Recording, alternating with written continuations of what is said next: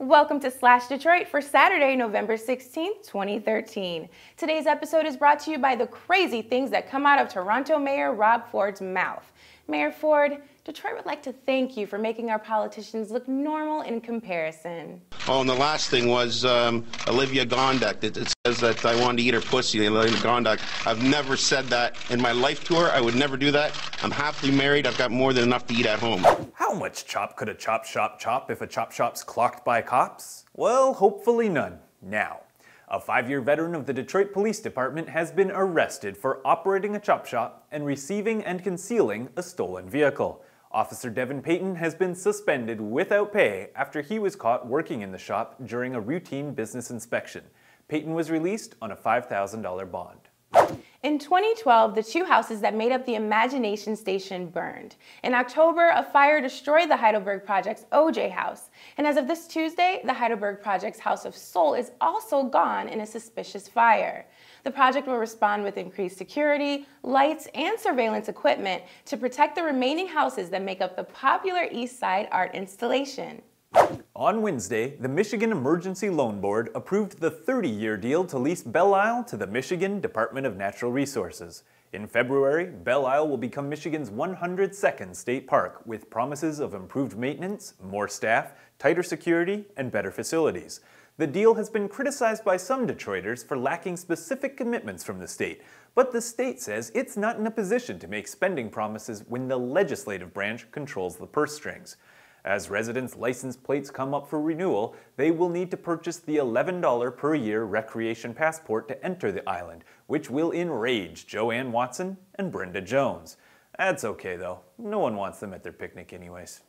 For the first time in more than a decade, a shuttle service will be available between downtown Detroit and Metro Airport.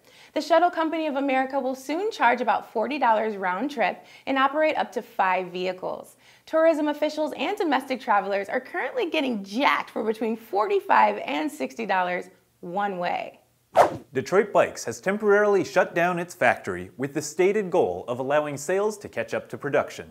They have produced 500 of their cruiser-style two-wheelers and have a retail presence in stores around Metro Detroit. The bikes go for $550 each and would make an excellent Christmas gift for anyone willing to face Detroit potholes and slush at the same time. Of the hundreds of thousands of Michiganders eligible to sign up for coverage on healthcare.gov, the number who successfully navigated the hellish labyrinth of a website and selected an insurer is 1,300.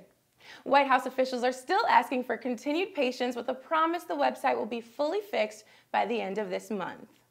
On Wednesday, Mayor-elect Duggan announced that he had formed the core of a transition team made up of former State Rep Lisa Howes, former Police Chief Ike McKinnon, campaign manager Brian Barnhill, and campaign spokesman John Roach.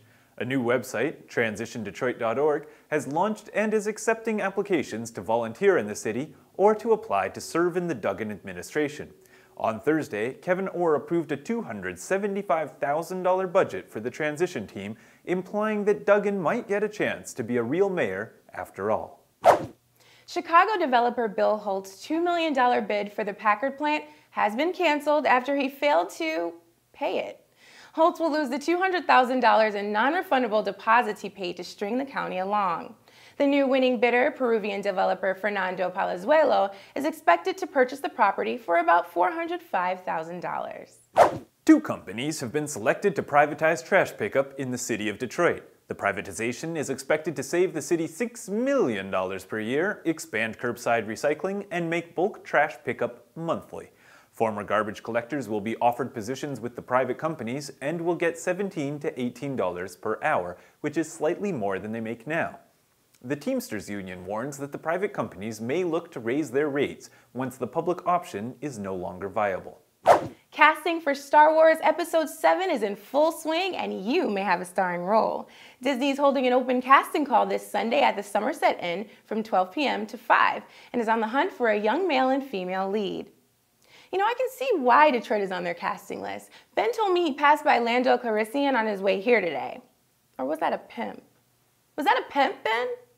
In Tigers news, Miguel Cabrera won the American League's Most Valuable Player award, becoming just the 7th player to win it 2 years in a row. Max Scherzer won the Cy Young Award in what is likely his last year as a Tiger.